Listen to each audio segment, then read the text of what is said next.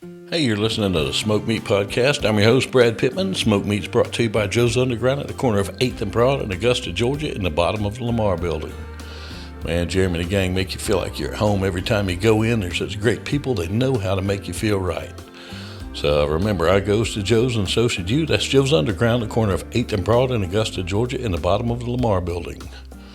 We're also sponsored by the 4 Points Trading Company. 4 Points makes some of the greatest handmade soy candles around. Man, I love their scents. Right now I have blue spruce and eggnog burning down here in the studio, and it is smelling up the place something fierce. So if you go to their website, 4pointstradingco.com, you can put in the promo code smoked meat and you get 10% off your order. That's right, there's still time to order stuff, so chop, get to it. Put in your promo code smoked meat and get 10% off. That's 4pointstradingco.com. Also, if you need any kind of restaurant equipment, not just for a restaurant, you can get this stuff for home too, and it makes things so much easier. Go to WW Restaurant Equipment in Thompson, Georgia at 1894 Moose Club Road. That's going to be the corner of Augusta Highway and Moose Club Road. Go down and see Blake Harrison. He has got everything you need from a single spoon all the way up to everything you need to make a brand new restaurant with. Got stuff that you can process your game with. He's got ice machines. They sell and service those. He has a little bit of everything, so go check him out. That's WW Restaurant Equipment at 1894 Moose Club Road in Thompson, Georgia. Or just give him a call and harass him a little bit, 706-595-9511. You'll be glad you did. Man, I hope you enjoyed that first episode with George Pajon. Man, I had just so much fun talking to this cat. He is such a great guy. I consider him a friend. And we're going to go on ahead and get part 2 kicked off. Like I say, man, our normal intro isn't there because we were doing pre-show and we just got to talking, and I got to record this, man. So we did. And we had a really good time. So without further ado, here's part 2. When people ask me to describe Cairo, it's really hard to describe it as a style. The most common thing is they say, oh, it's a little this and a little that, a little this. But I say, well, if you want to come and feel your clothes move, come to Cairo show. Yeah. Like, just stand anywhere in the audience, and you're going to experience your clothes moving. I don't understand that. Just come to the show. And then when their clothes are moving, they're just like, I've never experienced this before. It's like, yeah, because that's what it used to be. Everyone. If you went to go see Sabbath in the 70s or in the 80s, your clothes are moving. Yeah, shit got You loud. went to go see Van Halen. I remember someone, I saw so many podcasts after Eddie died, and one of the most common thing that I would hear is like, man, I want to go see them in, 78, 80, 81, 82. And it's like, you couldn't stand anywhere closer than like 20 to 50 feet back. Yeah. Because it was insane. So when they did the reunion tour, the first reunion tour with Dave and Wolfie was playing bass, they were rehearsing at Center Staging, which is right across the street from Burbank Airport. Burbank Airport was complaining. That makes me proud. They were louder than the airplanes. Hell yeah. That's the show I want to be at. Yes. But that's what it was. Like, and most kids nowadays, it's they'll ask me questions about amps and stuff, and no one even has ever even turned on a Marshall and dimed it and know what that even feels like. You can't even stand in front of it. An old Plexi dimed, which is what Eddie was using, it will literally break windows. It'll vibrate a whole room. Everything will shatter. Like, if it's a proper old stock Plexi Marshall, it is the loudest thing you've ever experienced in your life. And most kids have an Axe Effects, and that's the only thing. Oh, I've played through a Marshall. No, we never played through a Marshall. Yeah. And there's other amps that are even louder than that, but that's the standard of like if you've ever heard a real Marshall crank to 10, that's plexi, which, you can test it. It could be anywhere between 100 to 150 watts, depending on what transformer it had, what tubes it had. It just based on how much current was going through the amp. Because remember, that's a British amp, so they're 220. Yeah. So to really hear a Marshall in its glory, you got to get the 220 version because they're from England, and that's when the tubes are cooking and they're hot as hell, and it's just a lost art nowadays. And that, this is a passion project for me, this band, and it's just things that I grew up with that. I grew up playing like that. That was normal back then, Yeah. I was there when Sunset Strip had Motley Crue and Guns N' Roses and Poison and all those bands. I went to those shows. I opened up for some of those bands back in that time. So I know how loud that was, and that's what inspired me. If I'm building my own band, I'm not trying to do that with an X Effects. Yeah. That's what I do with the P's, because nowadays in a band like that where guitar is not the prominent voice, what's the point in carrying all these amps? You're going to be buried in the mix anyway. So there, it's like, yeah, X Effects is fine. Yeah. Yeah, but if you're going to be the main voice, you want it to rock. You want to be the star, you got to be the star with a good amp. Like I say, old school Marshall, nothing like it. That is the rock sound. Yeah, it is. And a funny thing is with Cairo is I think there's more fans of the rig than there is the band. When we play in anywhere in the States, there's been, I remember we did a show in San Jose, and there was about 10, 20 kids that were taking pictures of the rig and waiting with video cameras with their phones for me to just click the bypass switches on and go, and all the giggling is like, oh, like that's what I used to experience when I used to go see bands when I was a kid. It's like you wait for that first note, for that first, like, just to see the guitar player just make sure the amps are on. It's like, yes. That and that's what I'm trying to. I know I'm a crazy man, and I'm sure you can see the posts that I just did. We just tracked 20 songs at 606 Grove Studio, which is a dream come true for me, because that's, if you've seen the Sound City documentary, we got to track on that board, and it's the most historic American board, arguably the most historic American board. Rumors was made on that. Nevermind was made on that. Killing in the Name Of was made on that. Like, the list goes on and on. It's just rock royalty, that board. Yeah. Southern Man, Neil Young did all his vocals on that. I could go on and on and on. Slayer did a couple. I think it did one album on that. Anything that was recorded at Sound City. So, Dave, if you're not familiar with are you familiar with the documentary? Yeah, it's been a while, but yeah. Yeah, so he bought all that gear when Sound City was going out of business, because that's where Smells Like Teen Spirit was made. So he wanted to preserve all that, made the documentary, and then he built his own studio with all that gear. That's where we just recorded. We just tracked 20 songs for. We're probably going to release 4 albums. So the 20 songs will be, when I say this, people are like, what, 4 albums? You're crazy. Well, it's a new age. Content is king. Yeah. If you can't continue to release stuff on a monthly basis, then you're going to be forgotten. Yeah, I mean, you don't need a B-side anymore. No. Yeah.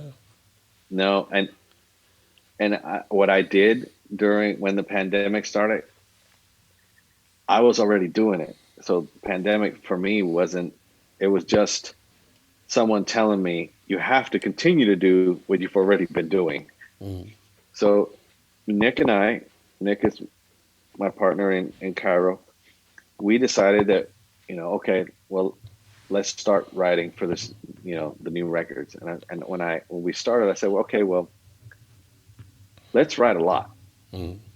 And he's like, well, why? We just need 10 songs for a record, and or seven at the most. And I said, no, well, that doesn't work anymore. No one, yeah, our fans will buy a full album, but once you release the full album, it's gone within a month Mm-hmm. because people move on to something else. It's like we need to have enough music to continue to release stuff monthly for a couple of years. Mm-hmm. And so we took that upon ourselves to do it. And then I literally at that time, before, like months before even the pandemic started or anything was even heard about COVID, my schedule was very basic. It was I wake up in the morning before my wife, I'd head to the studio, I'd start working out ideas, Mm-hmm. come back, have lunch, and head back to the studio. Nick and I would hash out these ideas. We'd finish the song, head back for dinner. I'd come back and finish whatever idea we had worked out, Mm-hmm. whatever else I wanted to do to it. And I was doing this every single day. Mm-hmm. And then they said, you have to stay at home and continue to do that. I was like, great. Now you're saying there's not going to be any interruptions because touring's gone. Mm-hmm. You can't travel anywhere. And that was the only thing that was interrupting us writing Yeah. was, Nick, I got to go to, England for, 2 weeks. I'll be back. And that would interrupt the writing process. Mm-hmm. Now, indefinitely, there's no interruption. Yeah. So we were able to finish 20 full songs, and like I'm talking about completely finished, vocals written, lyrics written, all overdubs done, everything's completely finished. And then I wanted to go because at my studio's not big enough. So Nick and I are basically next to each other Mm-hmm. when we're recording. So like all the drum mics have guitars bleeding through them. So you can't really mix that content. Mm-hmm. So we knew that once the songs were finished, we were going to have to go somewhere else and record the core parts. So we re-recorded just him and I playing together Mm-hmm. to the original tracks that we wrote. So we went to Grohl's studio, and in 7 days we tracked all 20 songs. Mm-hmm. And it sounds unbelievable. And so that's 2 records. So we're going to release those records in their entirety, 2 of them. And then I have a concept where the third record is going to be, I'm going to take the 8 best songs of those 20, Mm-hmm. and I'm going to expand those to between 10 and 15 minutes each. Nice. And on those, I've already asked about 20 to 30 of my friends that I've met over the years to come and play on that. And Mm-hmm. so that's going to be I'll bet I know one of basic, the drummers. huh? I guarantee I know one of the drummers. And if it's not, Which I'm one? amazed. Kenny Aronoff. What we've worked with Kenny, but He's played on everything. yeah, That's my buddy. no, one of the drummers that is definitely on that record is Lombardo Mm-hmm. from Slayer, Mm-hmm. where I've known Dave for shit forever, 35 plus years. Yeah. We're both Cuban, and I've always wanted to do a project with him. I helped him. He was scoring a movie for a metal band in Cuba, and he asked me to play on it, so I did. And I didn't want him to pay me or anything, and he's like, "All right, I owe you a favor now." And so I was like, Better than money. "So he's going to help me with that third part of that project, where and that one has no rules. So uh, my concept is a little different than Nick's. Nick wants to do his involvement in it. He wants to just be a jazz drummer again. Mm-hmm. And so that album's not going to have any rules. So essentially, what we're going to do is going to keep the choruses from the initial two records, Mm-hmm. and then build everything around that. And it could be a death metal intro, or a jazz intro, or a Latin Cuban intro. Oh. Don't matter. It doesn't matter what it is, but Mm-hmm. it's going to be one of those really artistic art rock projects that I'm just going to call on my friends and be like, I hear Skolnick on this to play, a solo here, or Dave, you should do, drums on this, or Mm-hmm. let's put both of you guys in the room together and record dual drums on this section. Mm-hmm. Just there's no limit on that, no rules. And then the final record is the other side of my musical world, is all my relationships and that I have developed through touring with the Peas for 22 years. So I'm gonna ask Will to remix one of the songs. I'm gonna ask my friends that I've worked with and produced and written songs with on many the Peas albums to produce and remix one of these songs. So essentially, they're gonna get the full sessions that has all my guitar parts, all the drums, all the vocals. Do whatever you want with it. Oh Do man. whatever you want with it, and create a piece of music how you envision it. And then I'll bring in friends that are, rappers and singers and everything, and that'll be another version. Mm-hmm. So that's what the next 4 years of, it could be 3, it could be 4 years of Cairo is Mm-hmm. going to be like. We have two full records that we've finished, and we'll release them starting probably first quarter of next year. Mm-hmm. We'll start releasing singles. And I'm looking forward to And this big time. Those two concepts are just, my mind is going 10,000 miles an hour right now. I'm like, fuck, that's awesome. yeah, when I describe this, even my wife's like, "You're crazy. Why? Why?" And I'm like, "Well, it's what keeps me up at night." Yeah. It's like me just writing a song and putting it to bed and it's finished. This is just not. It's not enough. It's like I hear all these things, but within popular music, if you want to get any kind of success, you have to kind of play within the confines of what is allowed. Yeah. And there are very rare situations where someone comes out and changes the rules and everyone gets on board and they're like, yeah, that, hey, everybody wants that, but that's not necessarily reality. Yeah. So we have 20 songs that are what is palatable to popular music Mm-hmm. in our style and in our vein. We're not, conforming to anything. But this time I just want to do more. I want to, okay, I have those. I finished those. Those 20 are done. Now I'm going to start creating something that you never even thought Yeah. was, just no rules. And I think, there's many ways that we can distribute that. I think we'll probably within the album cycle of the first album at the end of next year, we'll probably tease, a short version of one of those songs, Mm-hmm. and do the same the following year. And then it'll be a special product that you can, get that has probably going to be 2 LPs worth of material, because each song is going to be probably 15 minutes long. Mm-hmm. And it's just going to, each song is going to be a journey. Mm-hmm. And where those journeys go, it's not up to me. I'll kind of introduce an idea, and it's going to be up to everyone that we're collaborating with where it goes. Oh man. And that's that's the fun part. When I explain this to my friends, they're like, "So wait, you're just gonna like kind of pick a direction, and we all get to just voice our opinion in that direction, no matter what musical style?" Absolutely. Yeah. Oh man, that's fun. Count Yeah. me in. Yeah. I mean, you're pretty much just the gatekeeper. You open the gate, let them go in, and y'all have fun, enjoy the amusement Yeah, park, and that's just, man, oh, I'm ready for this, big time. me too. Me too. I mean, I'm really proud of the 20 songs. They're probably the best work I've ever done. And the blessing of this pandemic for me was the freedom of time.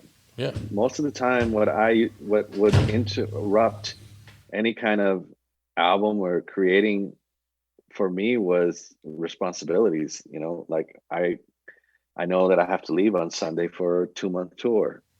You Mm-hmm. know, and, I wrote a lot of those songs with Will and with the Peace family, and so it's not just me. I'm not a backup guy. I'm not just a musician in that band. I'm supporting my children. Those are songs I had creative input in. I'm the guitar player in the band. Mm-hmm. Like I'm on the records. It's not just, I'm getting paid to stand on stage with these, very famous guys. No, that's me. Yeah. Those are my parts. I played on those songs. I wrote some of those songs. And so it's a completely different experience. And that, I get, how can you be in Cairo and be in the Black Eyed Peas? That's so fucking weird. And the fourth album is to explain that. Mm-hmm. You got to understand, it's just music at the end of the day. Yeah. I'm not judging what Will listens to. I don't listen to his music, but that's what makes that band special is when Will comes to me and says, "Hey, do you hear anything on this?" I'm not thinking hip hop.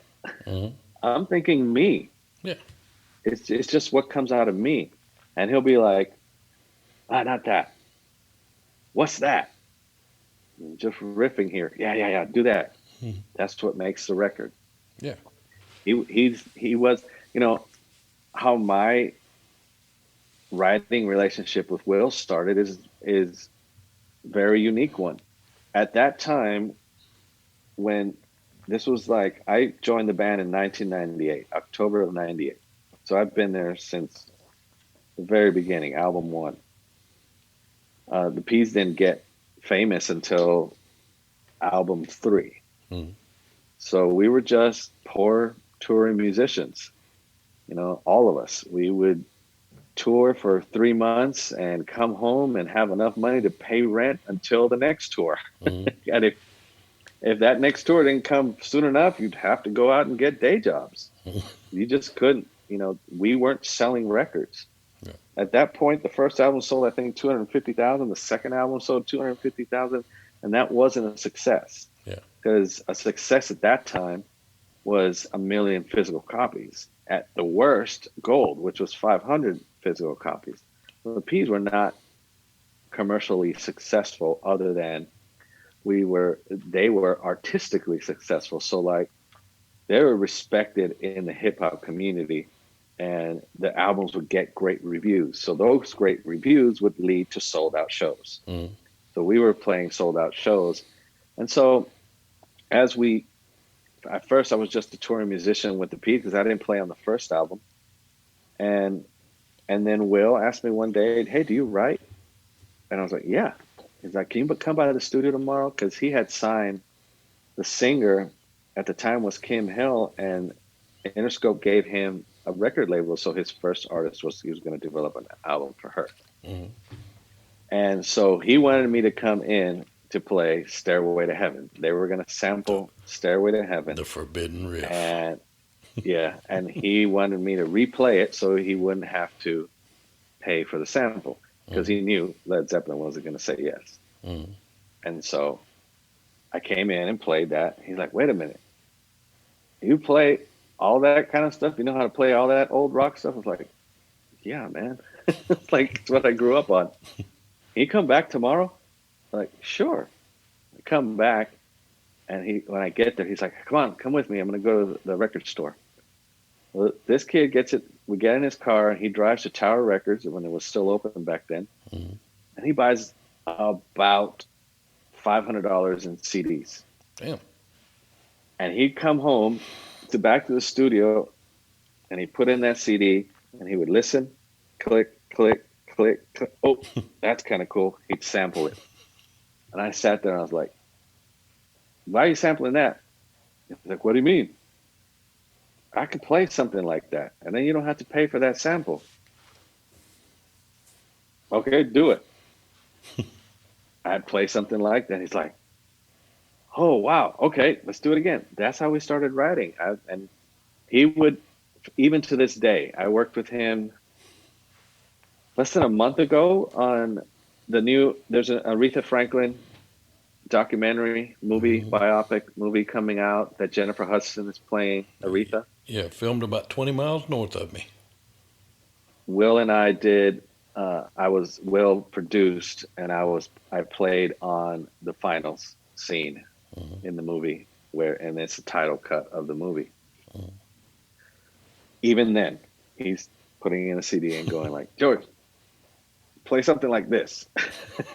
I want that tone and that feel. I'm like, okay, just I was a student of just all music. I'm a huge Steve Cropper fan at the same time, huge Eddie fan, but I can never play like that. So I never went down that road, but I love Eddie. But, my favorite guitar player is Robin Trower, which a lot of people don't know who he is. Hendrix, Santana, the obvious choices. But when I was young, I was really heavily into Maiden. Yeah. Sabbath, Maiden, first couple Metallica albums. And then my uncle, you'd come to my room when I was like 15, 16 years old. It's nothing but metal posters. My uncle one day comes in and grabs all my records and takes them. I'm like, what are you doing? He's like, I want you to give me 1 month. And he drops off another stack of records. What was in that? A Band of Gypsies, the first Hendrix record, the second Hendrix record, Santana, Clapton, Cream. And I was just like, then from that point on, I was just a student of all that kind of music. And then he did the same thing again and brought me Beatles, Marvin Gaye. Then I became just a student of R&B and pop. And this just went on and on and on, and it's funny because when I first got introduced to Cairo, I was ready to go back to what I was listening to when I was a kid. And this band was the perfect vehicle for me to be like, okay, now I'm going back to what started all this for me. Yeah. And I'm in that band. I had the liberty of being that player I wanted to be when I was a kid, and just turn everything up and create, soundscapes and tones that I hear in my head. And the story of how I met. So I don't know if you're aware, Cairo Knife Fight was born in New Zealand. Okay. Nick's from New Zealand, and that band is signed to Warner Brothers in New Zealand and in Australia. And so Nick had a lot of success out there. Like they opened up for Foo Fighters, Queens of the Stone Age, then Crooked Vultures. They were a successful band out there. The original guitar player's name is Aaron, who unfortunately passed away about a month and a half ago, 2 months ago. And we wrote a song. I met him in 2015. Nick and I went back to New Zealand. We toured there, and he opened up for us for Cairo. And so I got to meet him. And we always wanted to write a song, so we never got around to it. But Nick found a piece of music that was never released with him. So there is a song on the new record that it's the three of us writing.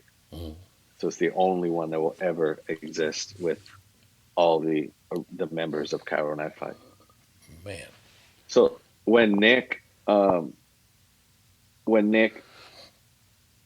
basically Aaron, I don't want to misquote the actual story because Nick tells a better story of it, but from what I understand, Aaron didn't want to tour. And when it was time to tour with Cairo Knife Fight, because one of the singles was having some success at radio, he basically said no. And it crippled Nick's ability to continue to move the band forward.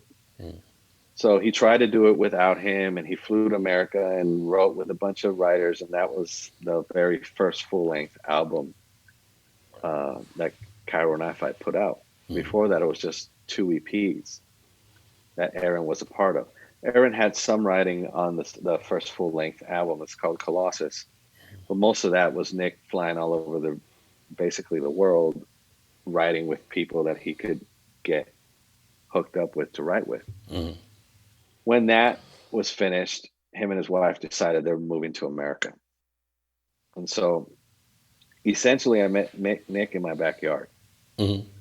Where my studio is at in North Hollywood, there's a house that is in the front, and my studio's in a converted building that used to be the garage, and I converted into two massive studios. I have the smaller one. My friend that mixes everything that I do, Dylan Dresdo, he has the other one. Mm-hmm. And I was working in New Zealand writing an album for someone, and I happened to meet Nick's roommates at Roundhead Studios. Roundhead Studios is the biggest studio in Auckland, New Zealand. It's owned by Neil Finn from Crowded House. Mm-hmm. So I was able to work there, and just was amazed by the engineers there. They just gave me the best guitar sounds I've ever heard. That happened to be Nick's roommates. Mm-hmm. So fast forward to I'm in a studio. I run into those two guys in LA, and I'm like, "What are you guys doing here?" "Oh, we live here now." They didn't have a place to stay, so it just so happens the front house was empty because the landlord's daughters decided they don't want to be on their own no more, and they moved back in with dad. That happens.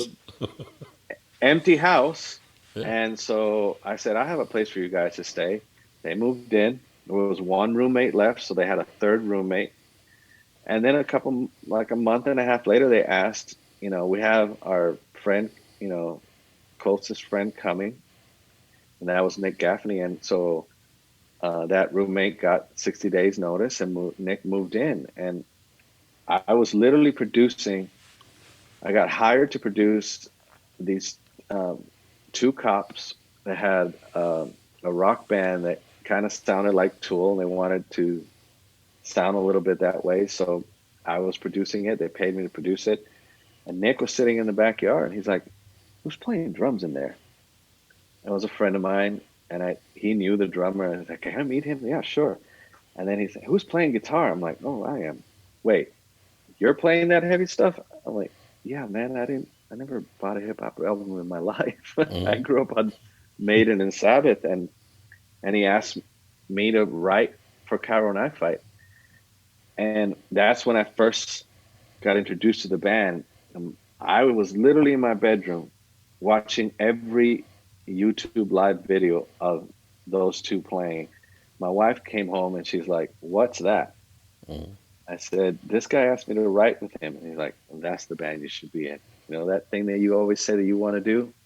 That's it." Mm-hmm. And so I went back to the house where my studio's at, and I was like, "I don't want to write with you. I want to join your band. What's up with your other guitar player?" He's like, "Well, he doesn't want to do this. He's still in New Zealand." He's like, "Why would you want to join my band?" I was like, "Because that's what I want to do." Mm-hmm. And so that was in 2015. And that's how we met. And it literally it couldn't have been meant to be more. He literally was in my backyard listening to me play in my studio. Damn. And it was at that point, I had just had a really bad experience with a project that I produced and lost a lot of money on. And so I was just done with putting my faith in anything. And I told Nick, I was like, "Look, I'll write with you, but if there's no magic there, I'm not interested." Mm-hmm. He's like, "Well, what do you want to do?" I was like, "Well, we need to play live. I need to see if there's any magic here." He's like, "Well, I just got offered South by Southwest. I have like a couple shows." I was like, "I'll do it." Mm-hmm. And I can't pay you anything. I was like, "I don't care. I'll drive. Let's go." Yeah. That was the first time that we played together. I learned all his older stuff. Mm-hmm. We went and played, and there was just amazing magic on the stage. And I called my wife. I was like, "I'm done. This is what I'm doing." And Yeah. it's been that way since. Yeah. The album that is out now, which is called Seven. Mm-hmm. Why it's called Seven is we did that in 9 days. We went into a studio called King Size. We have no music. We had no ideas. And we would get there every morning at 9 a.m. and we'd start a song idea. We'd finish it by the time we left at 9 p.m. Mm-hmm. And we did that for 9 days and ended up with 7 songs. That's that album. That Nice. album happened in just 9 days. Damn. And and there's magic on that album and it's wonderful and I'm proud of it. But for this one that we just finished, I wanted to like really, you know, my strength is actually what I've done with the Peas and Will for many years is be able to sit there and listen to the song and be able to really tell what it needs and be able to go home and dream about it. And, I own my own studio, so I have the luxury of I'll take a break and go take a nap. Sometimes things come to me in that where I just run back to the studio and, get the idea out. And a lot of that stuff was that way. Yeah. So how we wrote these 20 songs is also a very unique thing. I'm kind of a nerd. I'm just not kind of extremely a nerd. I collect gear and certain things speak to me in certain ways. And so you can argue that I have way too many pedals. You Oh, can dude, argue I you have way can too never many have too many amps. pedals, man. Never. Well, say that when you see that. You don't have That too could be many. art. That could be argued that there's too many pedals. Nah, nah, you don't have enough. So, I'm a gear whore, man. I'm right here with you. um, when we started, I told Nick when we agreed that we are going to start writing songs for the new record.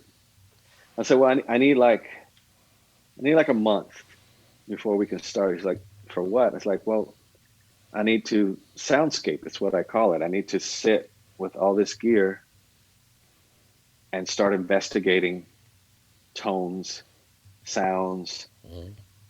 I'll go through presets and some of them will speak to me and some of them won't, and I'll change things around. Mhm. And what I did is I turned on Pro Tools and just let it run. Mhm. And there is 27 hours of that. Oh, And dude. I would, over a month period of time, I would go through every single sound, create different sounds, and I would scream to the mic at Pro Tools, 16A, guitar, whatever, amp, whatever, so I could recreate it.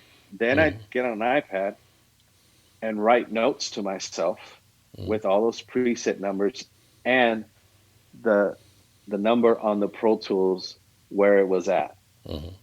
And so I was able to go back, listen to what I played, look at what the preset settings were, and be able to recreate that sound. Mhm. And I was only doing this just so that I wouldn't lose. Because for me, I, I could be playing nonsense, just like playing just to give sound to the pedal and to hear what's coming back to me. I'll stumble upon a riff. Yeah. I'll stumble on something, and so that led to so many songs that are on this record, or many times where Nick would highlight. He would go in there when I didn't know he was in my studio because he lives in the front house. He'd go in there and listen to an hour worth of me noodling, Mhm. finding sounds, and me screaming at a mic. And he'd highlight this one section. He's like, "This is special. There's something there. Can you recreate that?" I was like, "Yeah, absolutely." And look at my notes, dial things up, and that's where we'd start. Yeah. And so a lot of the songs were created that way, unless I had, something that I dreamed up or had an idea for a riff.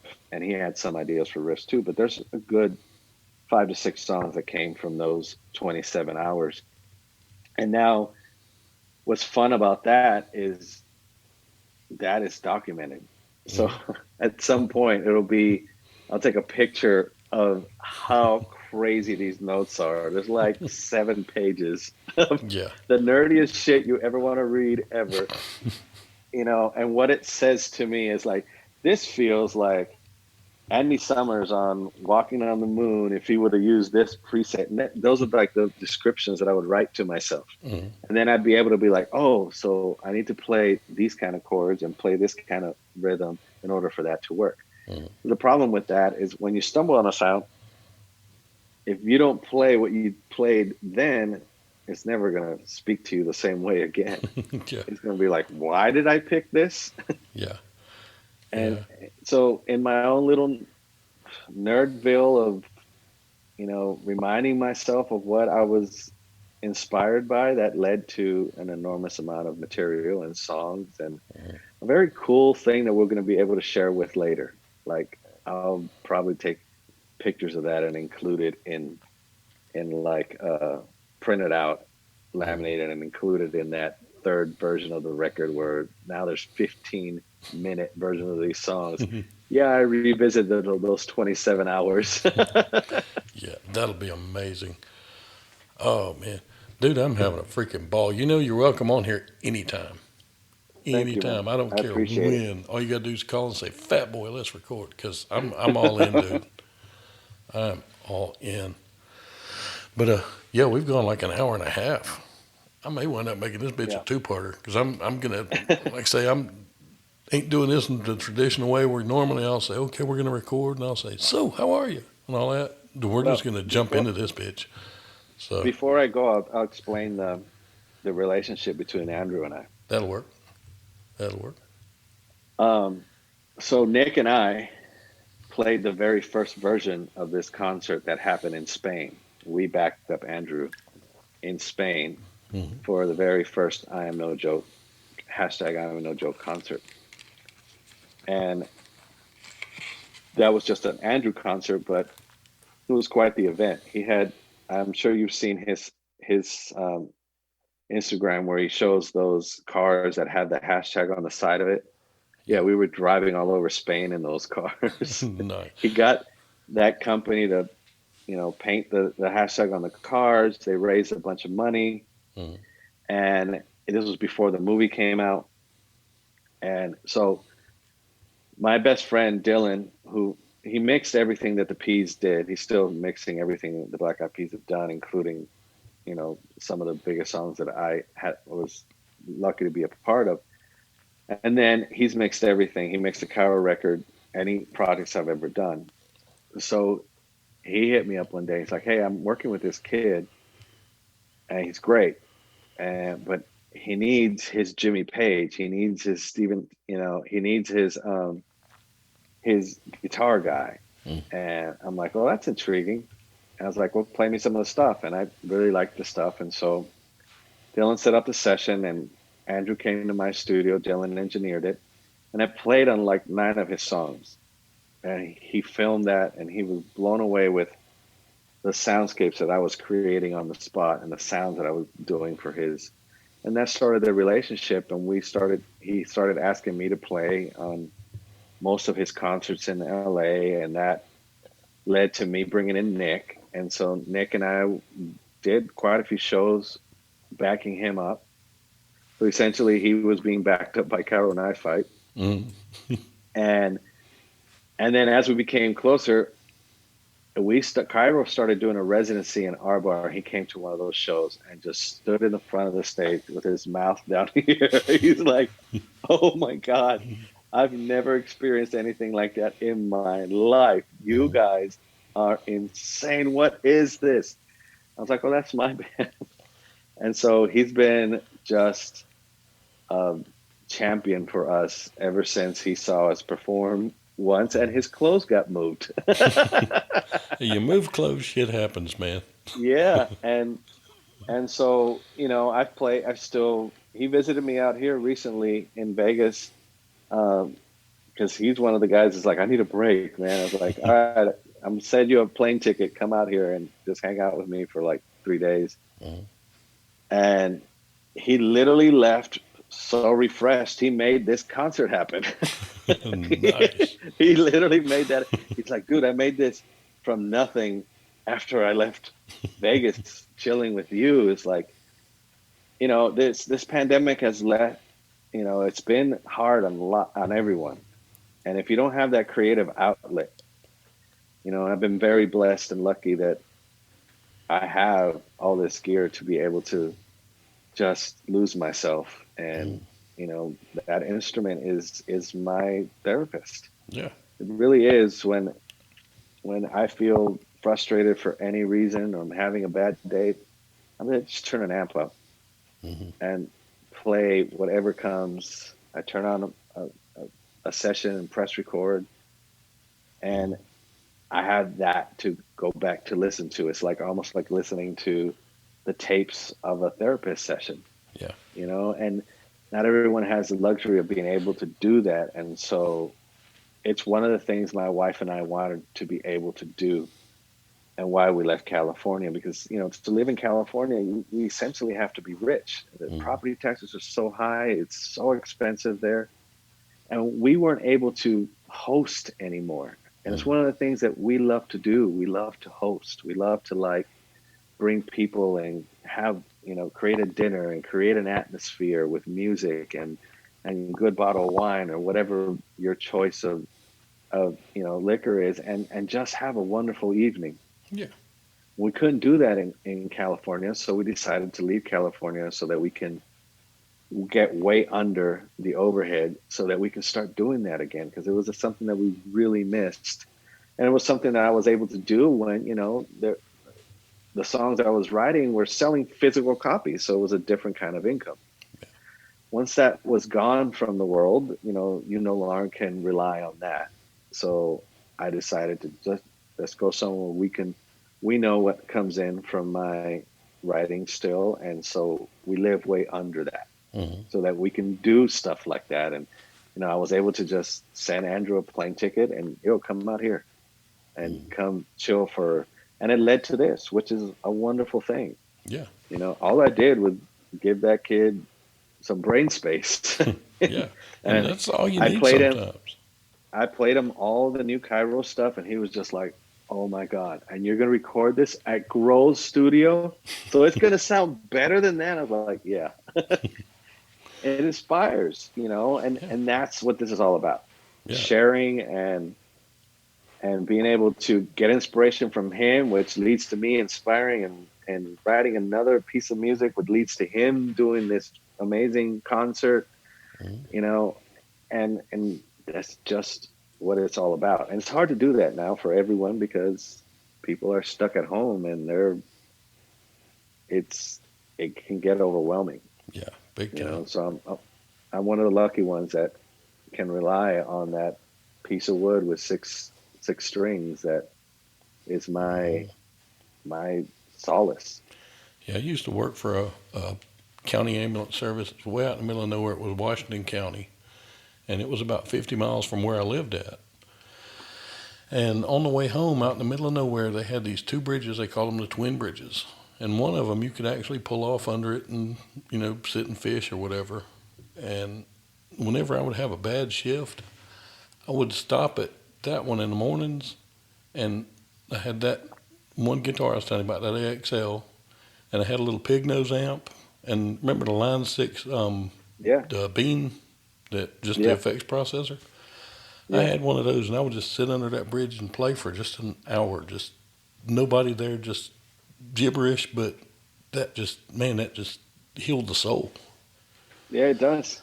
It's the one thing that music is. It does heal, and it's been my healing during this horrible 2020. Hmm. Some of my heroes died, and you know it's been a horrible year, and I took solace in that. Yeah, Exactly what you described, and I wrote some of the most proud music I've ever written, and so that's why I'm deciding to not just release this music in a normal way, just to expand it as much as I possibly can, so it has a longer lifespan than it normally would. yeah, And so it's literally just me being grateful that I was given the opportunity to be able to be creative and like, you know what, I'm not going to stop. I'm just going to continue to mm, push the boundaries of my own limits and create a different kind of art that, hey, hopefully someone will listen to it. If they don't, I'm going to be really proud. So yeah. That's it doesn't matter. that's the way I do on here. My analytics are weird because I don't think they're right. Because one week it said I had 2 downloads all week long, but I hit the charts in England, Australia, and here. I'm like, there's no way I did that with 2 hits. So I Yeah. really don't know how many people listen to me. I know it's more than 2, but at the end of the day, I do this to feel good. You know, Yeah. I don't think of it as an interview. I'm sitting here and made a friend over the last hour and a half, Yeah, exactly. and And that's the best it's part. it's a beautiful thing that's going on in music right now. You know, the podcast thing and the YouTube channels of a lot of musicians are allowing them to have a different career. Yeah, I mean, look at And Lee and Sklar, what his YouTube yeah, channel. It's awesome. it is. And a lot of them are really amazing because, and I'm it's just a different existence right now, which I always describe it as it's the wild, wild west. It's Yeah, like you're only limited by your own creativity. yeah, There's no rules. There's no one telling you what to do, what not to do. Good friend. A couple of podcasts that I watched are guitar players, obviously, but mhm, I watched one of his, and he was explaining that with exactly what you said. When I first started out, there was maybe 5 people watching my videos, mhm, and those were probably all family members. yeah, And now I have 1 million subscribers. yeah, I didn't do anything special. I just got joy from doing it, and other people obviously did. And so it just grew in within 2 years.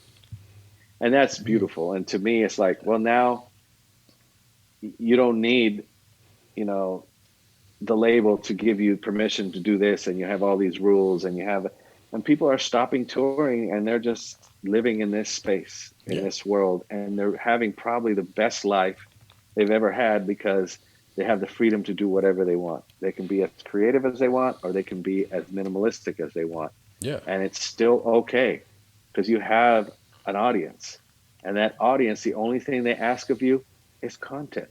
yeah. And I've learned, you know, I've done if you listen to some of my first interviews, they were almost like the radio thing. Like I said, you know, so tell me about your new single. You know, not my Yeah, voice, not my words, and yeah, the ones where I found have gotten the best response were the ones where I'm just me, where I put myself out there, where I'm honest. You know, I mean, everybody that listens to the show knows I had 2 strokes. They know why the show's called Smoked Meats because of those 2 strokes and how I came back from that. wow, When my brother died, I did a show just for him. You know, he introduced me to Leonard Skinner. When as a kid, I'd never heard him, and first song he played me was the Ballad of Curtis Lowe. And I tried to get a hold of them when he died to try and see if I could get permission to use Freebird and Curtis Lowe hmm, on the show. And they're busy, and it is what it is. And yeah, I've researched a little bit of copyright law and said, okay, fair use, you can use this much of it, but you have to commentate. And I opened with Freebird and talked about that. And, then I closed it out with some of Curtis Lowe. And that show for a long time was the biggest one I did. It was just basically me telling about our relationship and, our ups and downs and our problems we had and my regrets with him. And, it's just me putting myself out there. And I found out that works. 'Cause, it does. Honesty is honestly and I think the world is going to actually need more yeah, honesty after what we all experienced in 2020. yeah, And it really has changed. It's going to change the world, and it already has. But what's going to have legs is the things that are real and yeah, pure and come from just an honest heart, and that's it. I think everyone's done with being dictated. yeah. what what you should listen to this, you should do that. Man, I'm done with that. I've watched every goddamn TV show. I've watched Hmm. every damn podcast. Yeah, Now I'm gonna focus on the things that spoke to me. yeah, and that's why I love this medium because there aren't any rules. Nobody can tell me how long this show can be. Yeah, If I want to get on here and the whole thing is, hey George, fuck, fuck, fuck, fuck, fuck, yeehaw, yeah, and it's exactly. awesome. I interview musicians, actors. Hell, I interviewed my best friend of 40 years who is just a guy. We talked for an hour and a half about freaking Smokey and the Bandit. And it's just a roller coaster, and it's fun, and people identify with that because there's ten Well, I thousand have people out there doing movie reviews and the standard things. So yeah. some of my favorite things that I watch are podcasts. I at some point will be in Atlanta when the world opens back up. I have a Mm-hmm. very close friend that lives there. Mm-hmm. My old tech lives in Atlanta. And so I do shows there on a regular. So we'll meet each other in person at some Oh point. hell yeah! And dude, when you get ready to come, let me know. There will be a brisket because it's not Okay, called awesome. smoked meat for no reason. Oh yeah, Awesome. Brad, yeah. I'm gonna have to let you go because I All right. haven't seen my wife in like 3 days, and she's like looking at me like, "How long is it gonna be?" I can dig it, man.